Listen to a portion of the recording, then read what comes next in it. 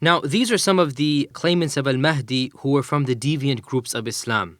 There have actually been a few claimants to this position of al-Mahdi who went on to found their own religions. In other words, they used the concept of a Mahdi as a stepping stone to break away from the entire religion of Islam. And the most famous of these are two religions that we'll discuss. The first of them is basically the Baha'i faith. The Baha'i faith is actually an offshoot of an earlier movement called the Babis.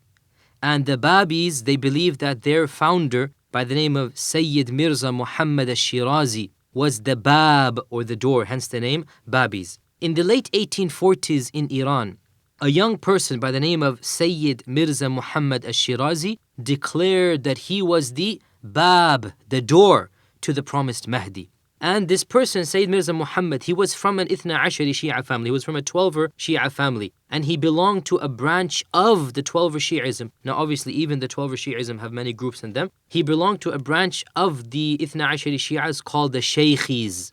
The Shaykhis. This sect believed that the coming of the Mahdi was imminent. And no doubt this belief was a great catalyst in the claim of Sayyid Mirza Muhammad. The whole cult had built itself up into the fervor of believing the Mahdi would appear at any minute, and so Sayyid Mirza Muhammad declared that he was the Bab to the Mahdi.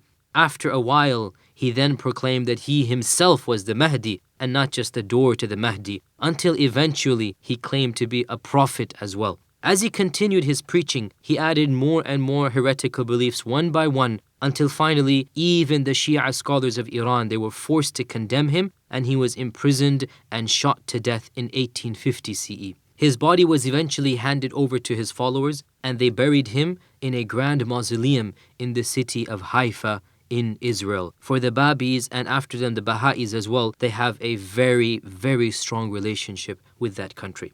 After his death, the death of the founder of the Babi movement or religion, this movement split into two groups, one of whom was under the teachings of Yahya Ali al-Mazandarani. Yahya Ali al-Mazandarani. And this group, they remained with the original teachings of Sayyid Mirza. And they still believed that he was the prophet and he was the door to the Mahdi and so on and so forth. And they are still existent to this day, albeit their numbers are extremely small. It is estimated that there are only a few thousand or even less than this in the entire world.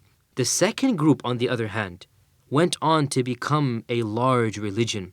It was spearheaded by a person known as Baha'u'llah, who eventually proclaimed that the previous Bab, Sayyid Mirza, had actually been sent for him, and that he was the real prophet of God. His teaching spread amongst many, many people, and within a short period of time, he had followers in many countries, and today, the Baha'is number around 5 million all over the world, and their headquarters are in Haifa, Israel. So the Baha'is actually started out as a Mahdi-based revivalistic movement within the 12er Shia Islam, and then eventually they declared themselves to be a completely new and separate religion. The origin of the Baha'is goes back to a person who claimed to be the Mahdi.